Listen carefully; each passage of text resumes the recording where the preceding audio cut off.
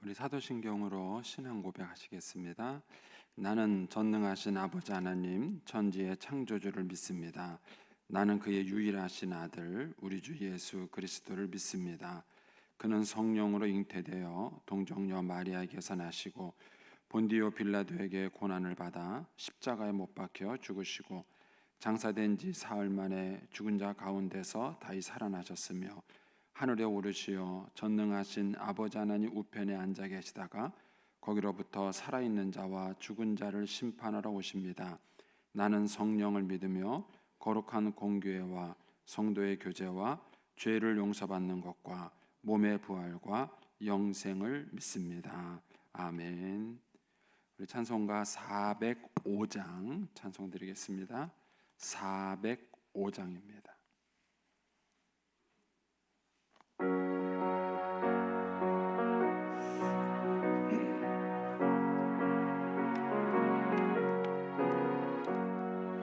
주의 친절한 발에 안기세 우리 마음이 평안하리니 항상 기쁘고 복이 되겠네 영원하신 발에 안기세 주의 발에 그 크신 발에 안기세 주의 발에 영원하신 발에 안기세 날이 갈수록 주의 사랑이 두루 광명하게 비치고 전성 가는 길 편히 가리니 영원하신 발에 안기세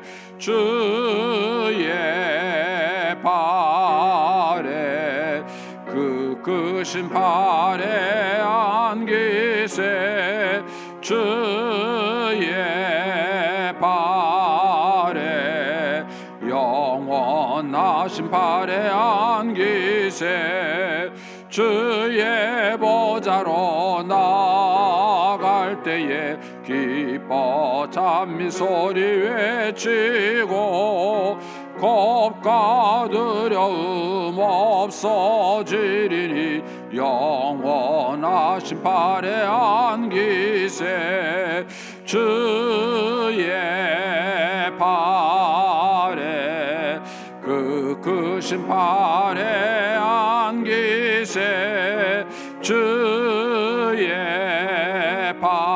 발에 영원하신 발에 안기세. 아멘. 기도하겠습니다. 좋으신 아버지 하나님 은혜를 감사합니다. 지난 간밤에도 저희들을 주님 품 안에서 편히 쉬게 해주시고 또 이 새벽에도 저희들을 주 앞에 불러주심을 감사합니다. 물을 떠난 고기가 살 수 없음과 같이 저희가 주의 은혜가 없이는 살 수 없음을 고백합니다. 이 새벽에도 말씀과 기도 가운데 저희들을 만나주시며 주의 성령으로 충만케 하여 주시옵소서.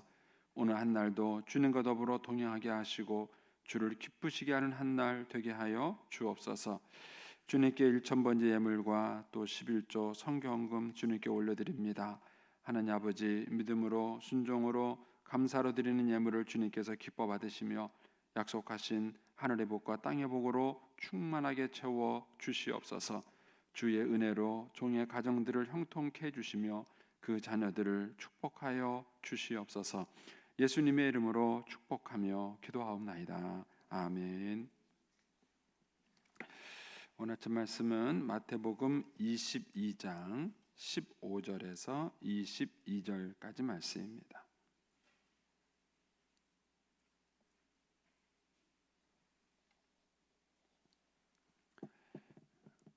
마태복음 22장 15절에서 22절까지 말씀입니다. 같이 봉독하겠습니다. 이에 바리새인들이 가서 어떻게 하면 예수를 말의 올무에 걸리게 할까 상의하고 자기 제자들을 헤롯 당원들과 함께 예수께 보내어 말하되 선생님이여 우리가 아노니 당신은 참되시고 진리로 하나님의 도를 가르치시며 아무도 거리끼는 일이 없으시니 이는 사람을 외모로 보지 아니하심이니이다. 그러면 당신의 생각에는 어떠한지 우리에게 이르소서. 가이사에게 세금을 바치는 것이 옳으니까 옳지 아니하나이까 하니 예수께서 그들의 악함을 아시고 이르시되 외식하는 자들아 어찌하여 나를 시험하느냐. 세금 낼 돈을 내게 보이라 하시니 데나리온 하나를 가져왔거늘 예수께서 말씀하시되 이 형상과 이 글이 누구의 것이냐. 이르되 가이사의 것이니이다. 이에 이르시되 그런즉 가이사의 것은 가이사에게 하나님의 것은 하나님께 바치라 하시니 그들이 이 말씀을 듣고 놀랍게 여겨 예수를 떠나가니라. 아멘. 이 새벽에도 주의 은혜와 축복이 함께 하시기를 축원합니다. 이제 예수님께서 이제 십자가를 향해서 길을 가시면서 이제 그 당시에 이제 종교 지도자들하고 이제 아주 노골적으로 이렇게 부딪힙니다. 근데 예수님께서 이제 그들과 이제 논쟁하는 과정에서 이제 그들에게 많은 것들을 가르쳐 주시죠. 어제는 이제 우리가 예수님의 그 포도원 품꾼, 포도원 품꾼의 잔치, 혼인 잔치 자리 그 비유를 들었습니다. 근데 그 비유 속에는 이제 하나님의 마음이 담겨져 있는 거예요. 그러니까는 이렇게 큰 그림에서 하나님의 마음을 그 비유 속에 담아져 있습니다. 이제 제 선배 그 이제 목사님 가운데 한 분은 이제 목회 본인의 교회를 개척하셔가지고 교회를 굉장히 크게 부흥시키셨어요. 근데 이제 교회가 막 한참 크게 성장하는 과정에 교인들 사이에 갈등이 생겼어요. 그러면서 이제 교회가 드디어는 둘로 쪼개지는 상황이 벌어졌습니다. 그래서 목사님이 그 과정에서 이제 굉장히 그 마음에 상처를 받으셔가지고 쓰러졌어요. 풍이 온 것입니다. 목사님이 쓰러져서 이제 풍이 왔는데 그 일이 이제 목사님께는 굉장히 많은 이제 상처를 받으셔서 더 이상 목회하고 싶지 않은 이제 마음이 드신 거예요. 이제 목회를 하고 싶지 않다. 이런 이제 마음이 드셨는데 그 해에 그 목사님이 지방의 회장이셨어요. 그 목사님이 그 해에 지방의 회장이셨는데 이제 지방 그 회장단 연수 과정에서 이제 성지순례가 있었던 것입니다. 근데 이제 목사님이 이제 성지순례를 한 번도 못 가보신 거예요.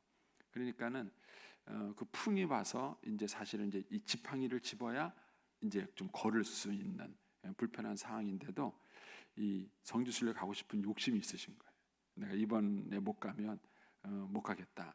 그래가지고 그 포기하지 않고 가신 거예요. 이미 이제 성지순례 가는 것은 그 전에 다 진행이 됐죠. 지방회장이 되는 상황에서 다 진행이 됐는데 그 와중에 그 사건이 터진 거예요.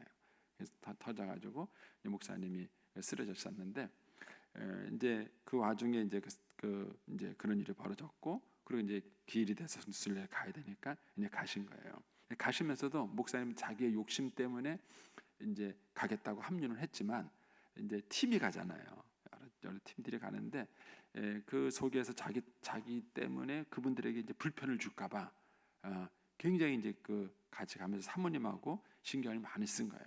그래서 내가 나 때문에 이제 이분들에게 불편을 주면 안 되겠다. 근데 이제 성지순례를 가시면 아무래도 이렇게 여기저기 이동하다 보면 이동도 많고 걸어야 되는 상황이 많이 벌어지는 거예요.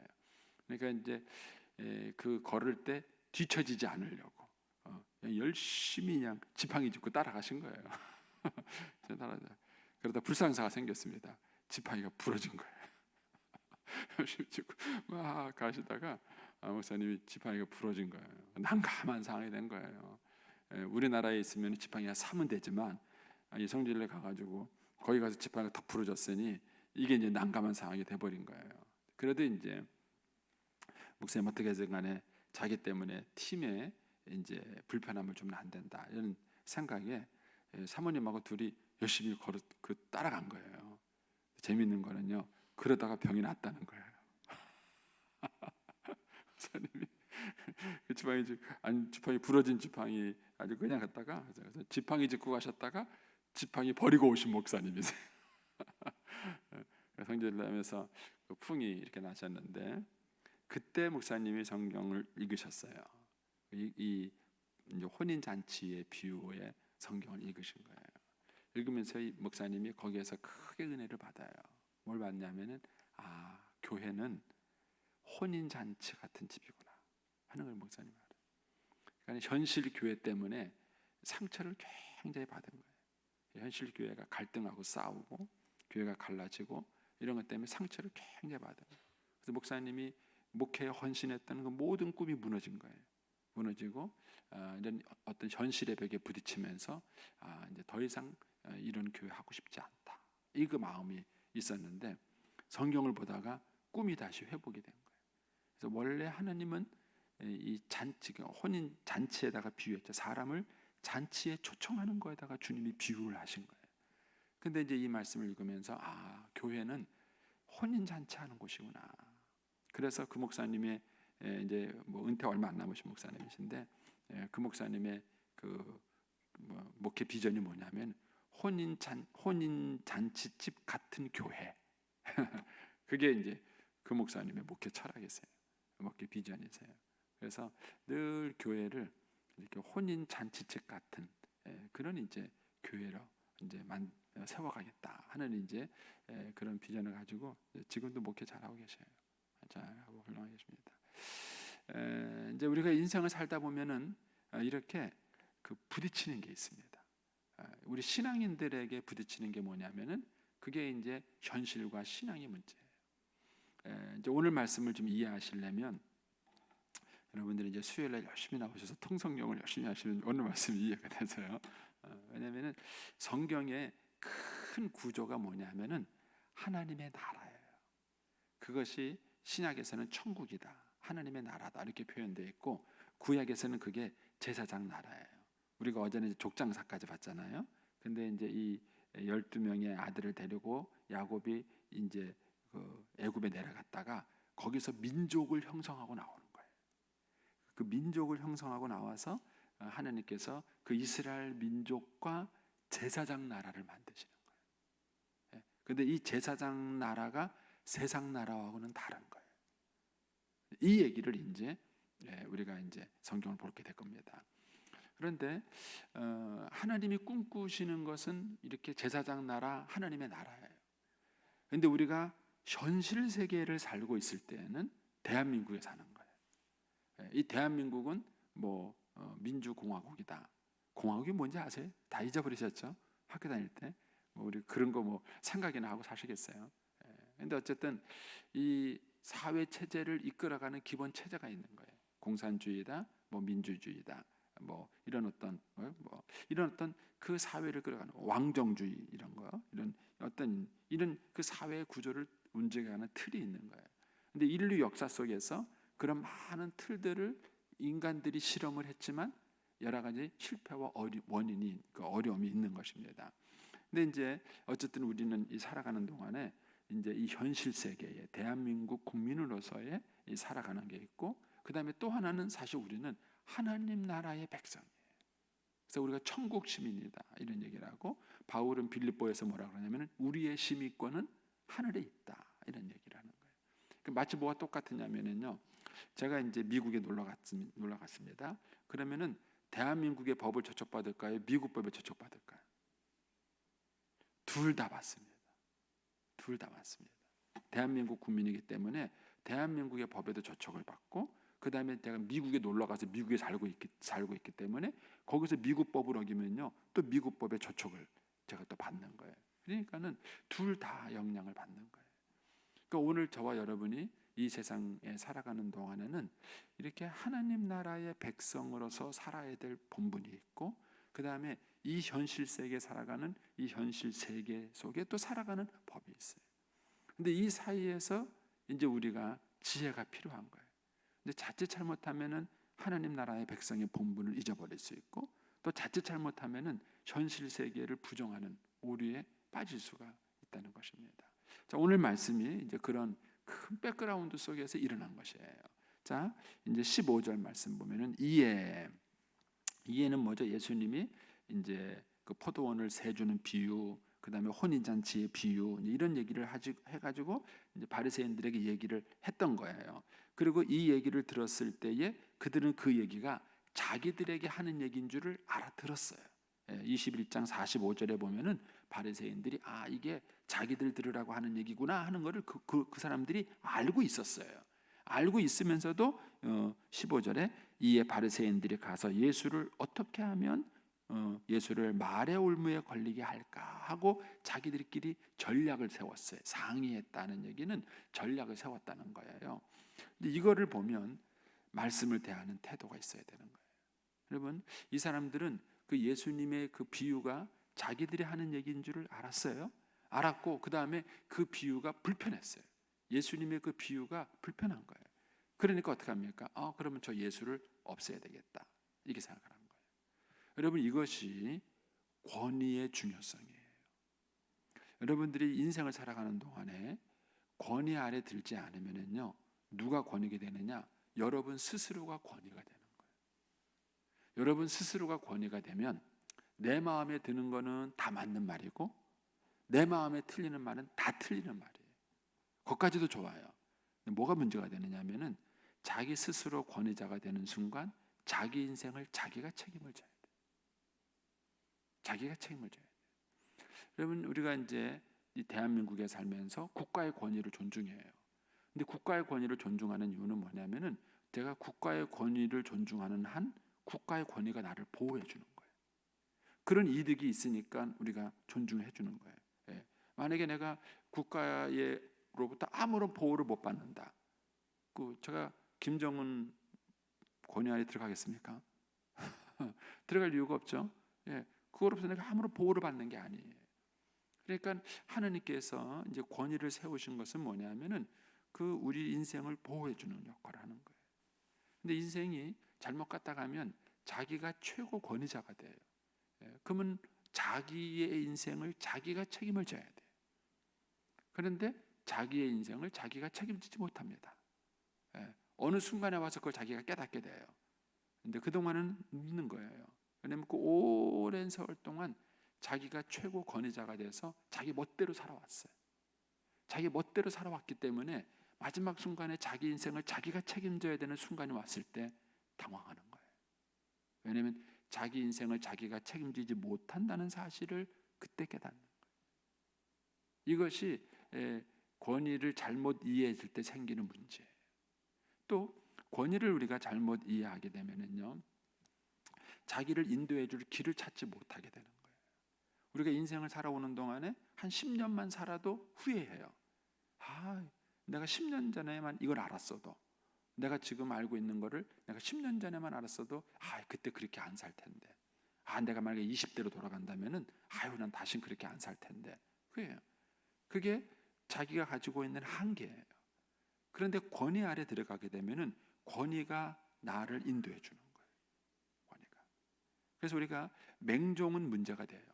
무조건적 그냥 맹종은 문제가 되고 권위에 아부하는 것도 문제가 돼요. 그러나 건강한 권위를 갖는 것은 그 권위가 자기를 지켜주는 거예요. 그래서 우리가 자녀들에게 이거를 잘 가르쳐야 돼요. 이거를 잘 못 가르치면 문제가 됩니다. 그런데 요즘 부모님들은 너무 아이들을 위해요. 아이를 위하는 것까지는 좋은데 아이들에게 권위를 사라지게 만들었어요. 그래서 저희는 지나가다가요, 어른들이 이놈 그러면요, 일단은 고개 탁 숙였어요. 근데 요즘은 이놈 그러면 넌 누구야? 이렇게 되더라고요. 넌 누구야? 저희 어렸을 때만 하더라도 동네 어른이 쉽게 말하면 다 어른이에요. 내가 친구하고 싸웠다. 그러면 우리 엄마가 아빠도 안 봐도 어른들이 보고 혼내요. 남들 그 싸우면 되냐? 이렇게. 청소년이 담배를 폈다. 그럼 어떻게 해요? 동료들이 이놈이 이렇게. 어디 이게 맞박에 피도 안 마르게 담배 피냐고 이렇게 해요. 지금은요, 없어요. 아무도 그런 말 안 합니다. 내 자식 아닌데 저놈이 담배를 피든 저놈이 동네하고 싸움 짓발하고 다니든 이제 아무도 그 애한테 뭐라고 안 그래요. 좋죠. 간섭받지 않으니까 그 애는 좋죠. 근데 그 애가 사람이 되겠습니까? 사람이 되겠습니까? 심지어는요, 이런 선생님들도 아무 말 안 하려고 그래요. 선생님들도. 왜냐면 선생님들 괜히 애 잘못 건드렸다가 이게 나중에 문제 생기면 골치 아파요, 선생님. 그러니까 무슨 내 자식도 아닌데 네 자식 네가 알아서 하겠지. 선생님들도 이제는 아무 말 안 한다는 거예요. 그러니까 우리 아이들이 이런 환경에서 크는 거예요. 이게 아주 굉장히 심각한 겁니다. 그런데 이게 얼마나 심각한지를 요즘 우리 어른들이 인식하지 않으시는 것 같아요. 근데 이게 굉장히 심각한 문제가 되는 거예요. 우리 아이들을 지도해 줄 사람이 없는 거죠. 근데 여기 보면은 이제 바리새인들이 이제 그런 실수를 하는 거예요. 예수님 말씀을 듣고 그 말씀이 찔렸으면 자기를 되돌아보고 돌아가야 되는 거예요. 그런데 이 사람들은 예수님의 권위 아래 있지 않았어요. 그러면 적어도 여러분들이 말씀의 권위 아래 있으셔야 돼요. 하나님 말씀이 여러분들의 마음속에 부딪혔을 때 그것이 하나님 말씀이라면 순종하는 훈련을 해야 되고요. 아이들에게도 우리 자녀들에게도 하나님의 말씀의 권위하에 늘 순종하는 법을 배우셔야 돼요. 그런데 이 말씀의 권위를 깨는 거예요. 잘못 배우면 저는 처음에 신학대학을 갔을 때 이 말씀의 권위를 깨는 교수들만 만났어요. 자유주의 신학자 교수들을 만나가지고 가가지고 얼마나 고민을 많이 했는지 몰라요. 네. 하나님의 은혜로 어쨌든 이제 말씀의 권위를 다시 회복을 했지만 이 우리가 하나님의 말씀의 권위 앞에 자신을 두는 것 굉장히 중요합니다. 그리고 말 그대로 주님 말씀하시면 내가 나아가리다. 그리고 그 말씀 앞에 내가 순종하고 나가는 이 훈련이 중요한 거예요. 근데 이들은 그렇지 않았어요. 그래서 어떻게 거꾸로 예수를 공격하려고 그런 거예요. 자기들끼리 의논해서 예수님을 말의 올무에 걸리게 하려고 이제 이들이 찾아온 겁니다. 근데 이제 이들의 이슈가 뭐냐면은 세금 문제예요. 세금. 여러분 이 세금 문제가 굉장히 예민합니다. 굉장히 예민합니다. 세금을 잘못하면은요 정권이 바뀌어요. 정권이 바뀝니다. 세금 잘못 운영하면은요 나라 사람이 거덜나는 거예요. 그러니까는 이 세금을 적절하게 잘 운영하는 이 기술이 한 국가를 운영하는 기술에 있어서 대단히 중요한 것이죠. 근데 이제 이런 문제를 가지고 이들이 이제 예수님을 찾아왔어요. 근데 16절에 보시면 자기 제자들 누굽니까? 1절에 보면 바리새인들이 이런 의논을 했기 때문에 바리새인들의 제자들이죠. 이 바리새인들의 제자들을 헤롯 당원들과 함께 왜 바리새인과 헤롯 당원이 같이 갔을까? 여기서 말하는 바리새인은 소위 말하는 하나님의 것을 담당하는 사람들이 바리새인들이에요. 그리고 헤롯 당원은 뭐냐면은 가이사의 것을 담당하는 사람이 헤롯 당원이에요. 그 헤롯 당원은 소위 말하는 헤롯 그 분봉왕, 헤롯 대왕의 그 밑에 있는 사람들이고 이 사람들은 로마 정부의 하수인들이에요. 그래가지고 실제 세계를 통치하고 있는 분들이죠. 그런데 이 두 세력이 사실은 평상시에는 친한 사람들이 아니에요. 아닌데 예수님을 올무에 걸리기 위해서 둘이 합작을 한 거예요. 그리고는 이제 예수님을 찾아옵니다. 그러면서 겉에는 칭찬하죠. 당신은 참되시고 진리로 하나님의 도를 가르치시며 아무도 거리끼는 일이 없으시니이다 하고 막 굉장히 칭찬해요. 그래서 사람을 외모로 보지 않으십니다. 이런 말을 해요. 잠언서에 보면은요 칭찬이 그 사람을 달아본다 그래요. 어떤 사람한테 칭찬을 해보면 알아요. 근데 그 칭찬이 받아야 될 칭찬인지 받지 않아야 될 칭찬인지 모르고 그냥 칭찬해 준다고 막 헬레 이러면은요 미숙한 사람이에요. 그러니까 이제 이 예수님은 확 띄우는 거예요. 이 칭찬은 거짓말이죠. 예수님을 속이기 위한 그런 거짓말이에요. 그러니까 이런 가짜 칭찬을 하는 거예요. 칭찬을 막 하는 겁니다. 그리고 난 다음에 이제 17절이 본론이에요. 17절 얘기를 합니다. 그러면 당신 생각에는 어떠한지 우리에게 이르십시오. 가이사에게 세금 바치는 것이 옳으니까 옳지 않으니까. 이게 굉장히 중요한 문제입니다. 이게 어느 정도 중요한 문제인지 여러분 누가복음 혹시 23장을 한번 보세요. 성경이 있으시면 누가복음 23장 보시면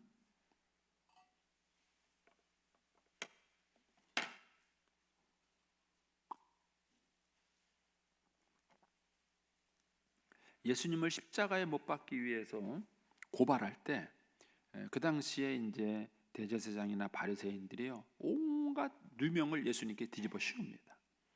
누가복음 23장이에요. 누가복음 23장. 누가복음 23장. 그냥 안 찾으셔도 돼요. 우리 어르신들은 그냥 제가 말할 테니까 보시고 찾을 수 있는 분은 찾아보시라고 말씀드리는 겁니다. 예수님을 십자가에 못 박을 때 사람들이 온갖 누명을 예수님께 씌워요. 근데 그 누명 중에 하나가 바로 세금 문제예요. 누가복음 23장 1절에 보면 무리가 다 일어나 예수를 빌라도에게 끌고 가서 고발하여 이르되 우리가 이 사람을 보매 우리 백성을 미혹하고 가이사에게 세금 바치는 것을 금하며 이거 가지고 고발하는 거예요. 그러니까 예수님은 가이사에게 세금 바치는 걸 금한 적이 없으세요. 없습니다. 그런데 이렇게 고발하는 거예요. 그래서 늘 이제 우리가 이제 이 땅에 살아가는 동안에 이런 문제들이 우리에게 늘 부딪히는 거예요. 그래서 세상 사람들은 자꾸 우리 예수 믿는 사람들을 이렇게 모함을 하는 거예요. 모함을 하고 마치 우리가 이런 문제. 이번에 코로나도 그렇잖아요. 정부가 저는 참 웃긴 게 작년 1년 내내 무슨 교회가 코로나 온상인 것처럼 시커멓게 해놓고 그 다음에 이제 작년 말에 가서 그 발표했잖아요. 교회에 예배를 드리면서 이 병이 번진 적이 한 번도 없다. 그놈의 얘기를 왜 이제서 해요?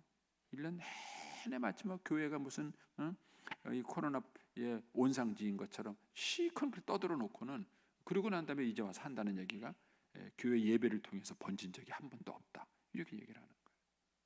그러니까 이게 정치하는 사람들이 하는 짓이에요. 그러니까 이 사람들이 예수님을 올무에 걸리기 위해서 온 거예요. 이 세금 문제가 이렇게 예민한 거예요. 그러니까 이 가이사에게 세금 바치는 것이 옳으니까 옳지 않으니까. 만약 여기서 예수님이 한 말을 했으면요, 여기 그대로 이제 이 나중에 고발할 때 써먹겠죠. 근데 예수님이 그걸 아신 거죠. 자, 그래서 이제 우리가 잘 아는 것처럼 얘기합니다. 돈을 갖고 와라. 세금 낼 돈을 내게 보이라. 그러니까 그들이 데나리온을 가져왔어요. 다른 걸 갖고 올 수도 있었습니다. 근데 아마 이제 헤롯 당원이 돈을 주지 않았을까 이런 생각이 드는데 이 당시에 두 개의 화폐가 있었습니다. 이스라엘 안에 하나는 일상생활을 쓰는 데 쓰는 화폐예요. 그 로마가 운영하는 화폐죠. 데나리온이라는 화폐를 이렇게 운영하고 있는데 이들이 성전에다가 헌금할 때는요, 이거 안 받아요. 성전에서. 로마가 쓰는 돈을 갖고 오면은 이게 유대인들의 자존심이에요. 대단한 사람들입니다. 이게 식민지 생활을 하면서도 이런 자존심을 지키는 거예요. 안 된다 이거예요. 그래서 그 사람들이 헌금할 때는요, 유대인들이 쓰는 화폐로 바꿔야 돼요. 유대인들이 쓰는 화폐로 바꿔가지고 그 돈으로 헌금을 해야 이게 이제 그 당시 성전에서 그걸 받아준 거예요. 그러니까는 이스라엘 백성들은 두 개의 화폐를 가지고 있는 겁니다. 하나는 이제 로마가 만든 화폐, 하나는 유대인들이 만든 화폐. 이 두 개를 가지고 있는 거예요. 근데 그거를 로마 정부가 인정을 하는 겁니다. 왜 그걸 인정했을까? 네, 통성경을 열심히 들으시면 이제 나중에 이해가 되십니다. 이게 이제 신구약 중간사를 아셔야 돼요. 신구약 중간사를 아셔야 왜 이 로마 정부가 이 두 가지 화폐 쓰는 것을 그대로 내버려 뒀는가 하는 것을 이제 알 수 있습니다. 어쨌든 이 두 가지 화폐를 쓴 거예요. 예수님이 돈 갖고 와라 그랬을 때 그들이 성전에서 쓰는 화폐를 갖고 올 수도 있었고 로마가 쓰는 화폐를 갖고 올 수도 있었어요. 둘 중에 그러나 어느가 갖고 와도 상관없는 거예요. 대답은 똑같은 거예요. 뭐죠? 만약에 누구의 형상에 새겨졌느냐 이렇게 말했을 때 만약에 하나님의 형상에 새겨진 건 뭐예요? 하나님의 것은 하나님에게, 가이사 건 가이사에게. 대답은 똑같은 거예요. 근데 예수님이 이제 참 지혜롭게 대답을 하신 거죠. 갖고 오시면서 누구 것이 있느냐 그러니까는 가이사의 것이다. 그랬죠? 거기에 로마 황제의 형상이 새겨져 있습니다. 그러니까 예수님이 그래 그럼 가이사의 것은 가이사에게, 하나님의 것은 하나님께. 이미 그들은 그렇게 하고 있어요. 이미 그들은 로마의 것은 가이사가 주고 있고 성전에 와서는 성전 화폐로 그들이 주고 있는 일을 이미 그들이 하고 있습니다. 근데 그거를 예수님께서 얘기를 하시면서 이들의 올무를 빠져나가는 걸 볼 수 있습니다. 여기서 예수님이 우리에게 아주 중요한 원리를 얘기해 주세요. 그러니까 신자들은 하나님의 나라 백성이면서도 이 땅에 살아가는 거예요. 제가 아까 비유를 말씀드린 것처럼 제가 미국에 놀러 가면은 전 대한민국 국민이에요. 그래서 대한민국 법에 저촉을 받습니다. 그러면서도 제가 미국에 놀러 갔기 때문에 미국 법에도 영향을 받는 거예요. 그러니까 저와 여러분이 이 땅을 살아가는 동안에 천국 백성으로서의 삶의 법칙이 있어요. 그것이 우리의 주된 법이에요. 그래서 우리의 시민권은 하늘에 있는 것입니다. 그래서 하늘나라 시민으로서 우리가 살아야 돼요. 그러나 우리가 이 땅에 살아가는 동안에 우리는 이 대한민국이라는 법, 이 세상 속에 있는 법이 있어요. 그 법과 질서를 여전히 우리는 존중하고 지켜야 되는 것입니다. 그래서 여기에 우리의 신앙의 건강한 균형이 있는 거예요. 근데 이것이 잘못되면 어느 한쪽에 서버리는 겁니다. 어느 한쪽에 서가지고 다른 한쪽을 부정하게 되는 것입니다. 그래서 건강한 신앙의 모습이 어떤가 하는 것들을 주님이 여기에서 얘기해 주십니다. 그러니까 이 원리를 우리의 삶 속에서 잘 적용해 보십시오. 그래서 이것이 저와 여러분은 요즘도 쉽지 않지만은요, 진짜 어려운 것은 뭐냐면은 이 당시에 성경을 읽고 있는 사람이었어요. 로마가 기독교인들을 핍박하고 있을 때, 그때 쓴 것이 뭐냐면 로마서예요. 이 로마서를 쓰고 얼마 안 있다가 로마 대화재가 나면서 이제 기독교인들을 죽이게 되는 역사가 나는 거죠. 근데 그런 핍박이 있는 상황에서 로마서를 쓰면서 바울은 로마 교인들에게 뭘 권하냐면은 너희는 위에 있는 권세에 복종하라. 왜냐하면 모든 권세는 하나님께로부터 나지 않는 것이 없다. 다르게 표현하면은 하나님의 주권을 얘기한 거예요. 하나님의 주권이 모든 것들을 다스리는 것에 대한 얘기를 해주고 있는 것입니다. 이런 면에서 저와 여러분이 여기에 대한 건강한 균형을 가지셔야 돼. 그리고 그 균형 감각을 우리들의 자녀들에게도 가르쳐 줄 수 있습니다. 그것이 성경 스토리로 가능해요. 성경 이야기로. 그래서 저와 여러분이 정말 하나님의 것은 하나님께 잘 드리고 또 가이사의 것은 가이사에게 드려서 그것이 우리를 모함하는 사람들에게 거침돌이 되지 않도록 노력을 하셔야 됩니다. 저와 여러분이 이 시대에 지혜로운 그런 신앙인이 되기를 축복합니다. 기도하겠습니다. 오늘은 11일자입니다.